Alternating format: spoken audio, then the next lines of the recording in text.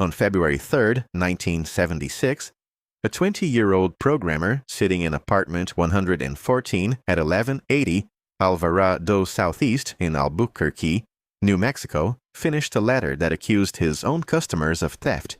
He signed it Bill Gates, General Partner, Microsoft, spelled at that date with a hyphen.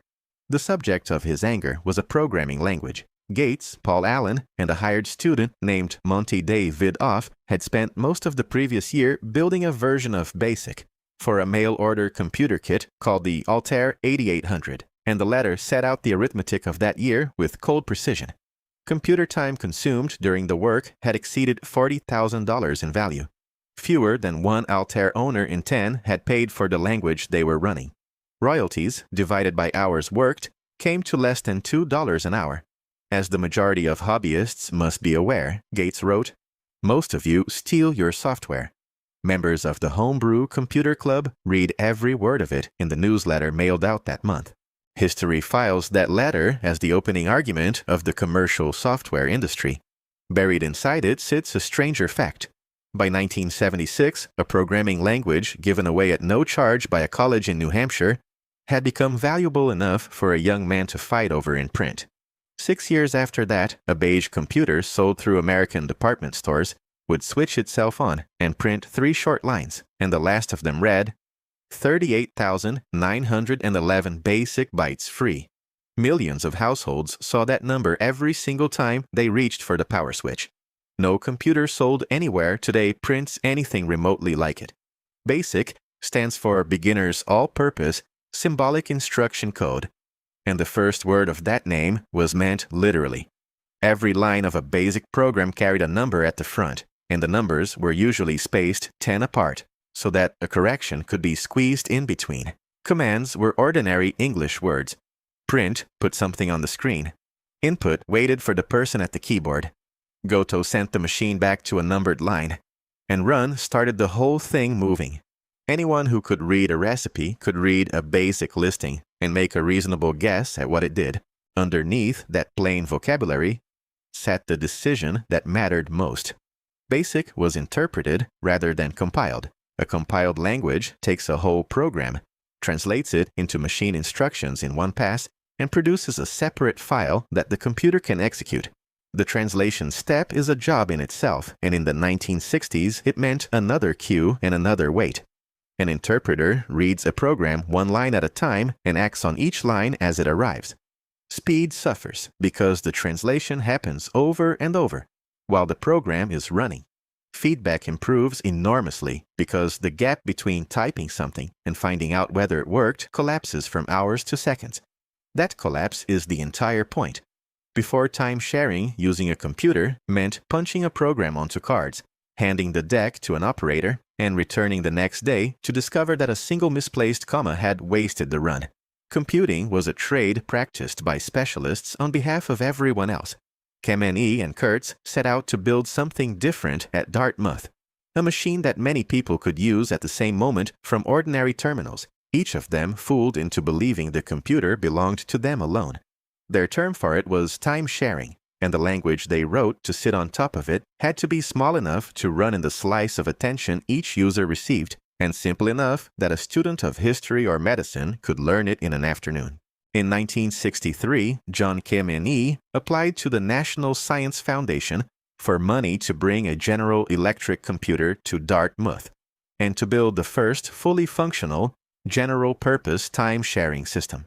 Dartmouth's own account of the application records that the grant referees held serious doubts about his plan, because he intended to do the work with a group of undergraduates. He received the funding anyway. Thomas Kurtz, a professor of mathematics on the same corridor, took on the language alongside him, and the undergraduates wrote most of the operating system. At 4 a.m. on May 1, 1964, in the basement of College Hall, Kemeny and a student programmer sat at neighboring terminals and typed "run" at the same instant. Both machines answered correctly. 2 simple programs running side by side at the same moment on one computer proved the time-sharing system and the language together in a single stroke. Nobody filmed it. The whole event lasted a few seconds and changed how a generation would meet a computer. Consider the 2 men who ran it. Kem was born in Budapest in 1926, arrived in the United States as a teenager, and spent 1948 and 1949 as a research assistant to Albert Einstein at the Institute for Advanced Study while finishing his doctorate. Later, he became the 13th president of Dartmouth, serving from 1970 to 1981, and in 1979, he chaired the Presidential Commission that investigated the accident at 3 Mile Island. Kurtz, born in 1928, ran Dartmouth's Key-Witt Computation Center from 1966 to 1975 and taught there for decades. Years afterwards, Kurtz said of the students who built the system that their work was superior, intellectually and technically, to what the computing profession was doing at the time, mostly in industry. Then came the decision that explains everything that followed. Dartmouth held the copyright to BASIC and charged nothing for it. Anyone could take the language, implement it, teach it, or sell a machine that spoke it, and owed the college no fee and no permission. Part of the deal that brought the General Electric machine to campus required Dartmouth undergraduates to build the operating system for General Electric's own commercial time-sharing service. So BASIC left New Hampshire almost immediately and traveled inside a product sold nationally.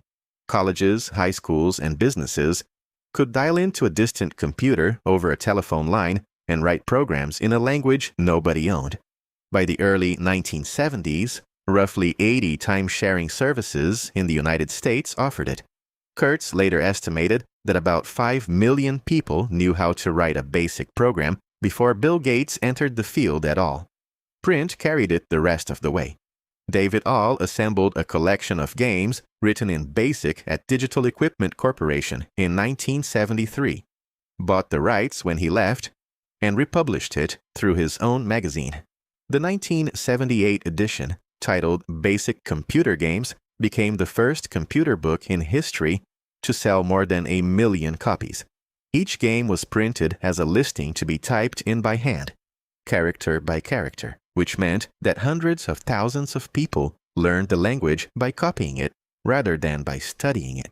Microcomputers arrived into a world already fluent. When the Altair 8800 appeared on the cover of Popular Electronics in January 1975, priced at $397 as a kit, the obvious question was what anyone would type into it. Gates and Allen answered that question without ever touching an Altair by writing their interpreter on a rented Digital Equipment Corporation time-sharing machine and testing it against a simulation of the Altair's processor that Allen had written himself. Microsoft existed to sell BASIC. Every other product the company ever made came afterwards. By 1981, the language had reached a position no programming language has occupied since. In August of that year, IBM published the Technical Reference Manual for the IBM Personal Computer, and the specification is unambiguous. 5 sockets on the system board were populated with 40 kilobytes of read-only memory, and that ROM contained the power-on self-test, the input and output drivers, the character patterns, the diskette bootstrap loader, and a BASIC interpreter. IBM described it as an enhanced version of the Microsoft BASIC interpreter without diskette functions, permanently present in the hardware. A buyer with no disk drive at all still had a programming environment, and the manual notes that such a machine left roughly 12 kilobytes of space for the user's own program. Britain went further. The BBC Micro launched on 1st December 1981 with BBC BASIC in a dedicated ROM chip at £235 for the smaller model, and by January 1982, the two models sold at £299 and £399. Government money pushed it into schools. In 1981, the Department of Industry agreed to pay half the price of every smaller model bought by a British school, and in October 1982 extended the offer to the larger one. Acorn planned to build 3,000 machines in January 1982, and by the end of April, the order backlog stood at 20,000. More than 1.5 million were eventually sold. Across the Atlantic, the numbers were larger still. Commodore's 1993 annual report is reported to state that 17 million Commodore 64 machines had been sold, and production finally stopped in April 1994. An analysis of factory serial numbers published in 2011 argues the real figure is closer to 12.5 million. Either way, it remains the best-selling single computer model ever built. And every one of them did the same thing when the switch was flipped. 3 lines appeared.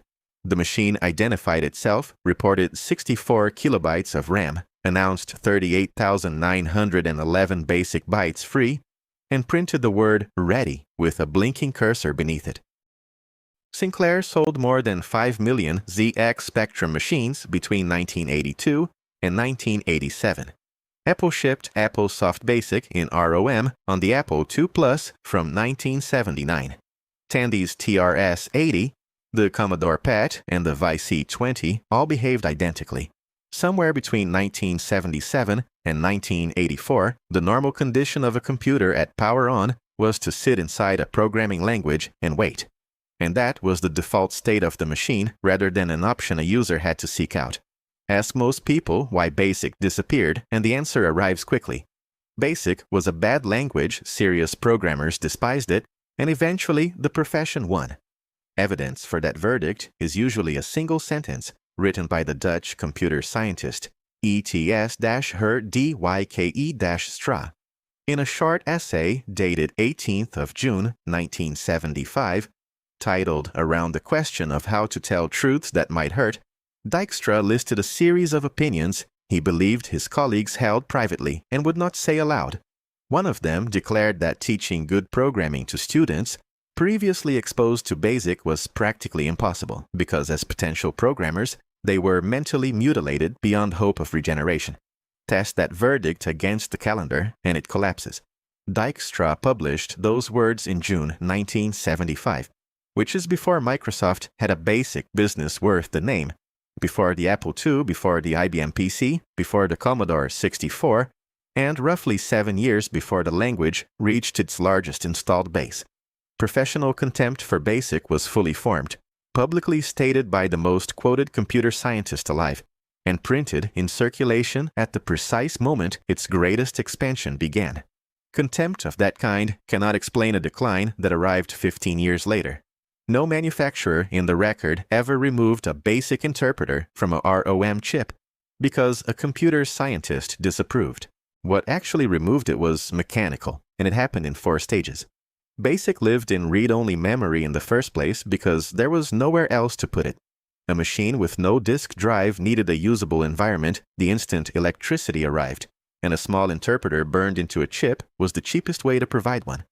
Once disk drives became standard equipment, an operating system loaded first and took the screen, and the interpreter in ROM had no remaining job. The 1981 IBM manual shows the demotion already underway because it describes the ROM interpreter as the version without diskette functions.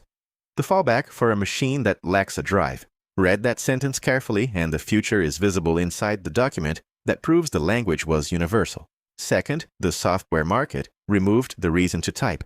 When programs became things a person bought in a box, the type-in listing lost its audience, and the prompt that existed to receive those listings lost its user. Third, graphical operating systems had no sensible place to put a numbered listing. A program that must draw windows, respond to a mouse, and call the services of an operating system cannot be expressed as 40 numbered lines typed at a flashing cursor, and the machine no longer booted into a language because it now booted into a desktop. Fourth, and most decisively, Microsoft moved the language out of the machine and sold it back to professionals. Bill Gates demonstrated Visual Basic version 1 at Windows World in Atlanta on 20th of May, 1991, and the product shipped the following month at a suggested price of $199. That product kept the language and discarded the prompt. BASIC survived as a paid tool for building Windows applications and vanished as a free public utility wired into the hardware, and the two events are the same event. Here is the part almost nobody knows. BASIC never stopped running. Microsoft's own support statement for Visual Basic 6.0, a document the company was still revising in December 2024, says that the development environment has been unsupported since April 8, 2008. And that customers should replace their applications with modern technology. Read further down the same page, and the picture changes completely. Key Visual Basic 6.0 runtime files, Microsoft writes, are shipping in and supported for the lifetime of supported Windows versions. A table then lists what those versions are, and the list includes Windows 11 and Windows Server 2025. Every new copy of Windows sold in 2026 contains a 32-bit execution engine for a language whose editor was abandoned 18 years ago, running under emulation on 64-bit hardware because business software written in the 1990s was never rewritten and still has to start on Monday morning. Office tells the same story. Visual Basic for applications ships as part of Microsoft Office, and the macros embedded in spreadsheets across banking, insurance, logistics, and government accounting are basic programs. Quarterly figures are being calculated somewhere right now by a direct descendant of a language written to teach Dartmouth undergraduates in 1964. And nobody in that building would describe it that way. Watch the removals happen in order, and the shape of the fall becomes clear. GW Basic shipped alongside MS-DOS throughout the 1980s, with its own manuals in 1986 and 1989. Then, in 1991, MS-DOS version 5 replaced it, and the user guide for that release lists among the new features an improved basic programming environment called QBasic, reachable by typing its name at the command prompt or by choosing it from one of only 3 entries in the main menu of the shell. 1991 is the last moment a free BASIC is an advertised, first-class part of an operating system a consumer buys. After that, it slid.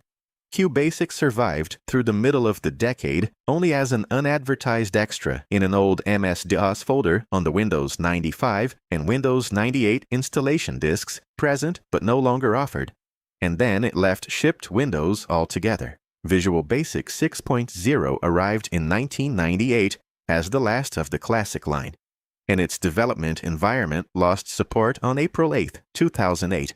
VBScript, the cut-down BASIC that once animated web pages inside Internet Explorer, was declared deprecated by Microsoft in October 2023. And in May 2024, the company published the removal schedule in 3 phases. Phase 1 made it an optional Windows feature, installed and enabled by default in Windows 11 version 24H2. The second phase, planned for around 2027, switches it off by default. Under Phase 3, it is retired completely, the libraries are deleted from Windows, and in Microsoft's own flat wording, projects that rely on VBScript will stop functioning. One event in that sequence reads like a funeral. On 21st of May 2020, Microsoft published the original assembly language source code of the GW Basic interpreter, dated 10th of February 1983 on GitHub, for historical reference and educational purposes. The company stated plainly that it would accept no changes to the code, and the repository was formally archived in November 2023. Microsoft's own announcement traced the lineage without hesitation, noting that its various basic implementations traced their origins all the way back to the interpreter Gates, and Allen wrote for the Altair 8800. 45 years after that letter about theft, the code was given away for nothing, exactly as Dartmouth had done in the first place, on the condition that nobody touch it. The men involved scattered. Kameny and Kurtz founded a company called True Basic in 1983 with 3 former Dartmouth students, selling a portable BASIC compiler and educational software, which amounts to the creators of a free language trying to make a living from it 19 years after giving it away. Their partnership ended on 26th of December 1992, when Kameny died at the age of 66 in Lebanon, New Hampshire, after a heart attack. Kurtz outlived him by more than 3 decades and died on 12th of November 2024, aged 96, a few miles from the basement where the 2 of them had typed run. Paul Allen died on 15th of October 2018 at 65, of complications of non-Hodgkin's lymphoma. Dijkstra died at home in the Netherlands on 6th of August 2002, and Edward Roberts, who built the Altair, left the computer industry in 1978, trained as a physician, practiced medicine in rural Georgia, and died on 1st of April 2010 at 68. Gates alone remains, and the company he founded to sell a BASIC interpreter is now worth more than most national economies. Something did take BASIC's place as the first language a child meets, though it arrived from a different direction. Scratch, the block-based environment built at the MIT Media Lab, recorded more than 135 million registered accounts and more than 164 million shared projects in its own published statistics. As of mid-2024, schools took on the job the hardware used to do without being asked. England's National Computing Curriculum, published on 11th of September 2013, requires children aged 5 to 7 to create and debug simple programs, and children aged 7 to 11 to design, write, and debug programs that accomplish specific goals. Python became the standard first written language almost everywhere else, yet the thing that vanished was never the syntax. What made BASIC matter was that the machine arrived already inside a programming environment, with no purchase, no installation, no account, no download, and no permission required from anybody. A child who switched on a Commodore 64 in 1983 was standing at a programming prompt by default, without having chosen to be. Switch on a consumer device in 2026, and the default position is an application store, so reaching somewhere a program can actually be written requires knowing that such a place exists, wanting to find it, and being allowed to install it. That is a small barrier and an absolute one, and it is the whole difference. Look again at those 3 lines on the Commodore screen. 64 kilobytes of RAM, 38,911 basic bytes free, and the word ready. Read as a status message, it is trivial. Taken as a statement of policy, it is remarkable, because the manufacturer of a mass-market appliance is telling the buyer, before anything else happens, exactly how much room there is to build something and inviting them to start. BASIC did not lose an argument about language design. It lost its address, every mechanism that put it in front of 10 million families at once, the empty machine, the free license, the typed-in listing, the chip with nowhere else to go, was dismantled for good reasons, one at a time, by people who were solving other problems and never voted on this one. The language itself is still executing quietly inside Windows 11 and inside a spreadsheet somewhere in an accounts department. Only the invitation is gone. If stories like this one interest you, subscribe and stay with the channel.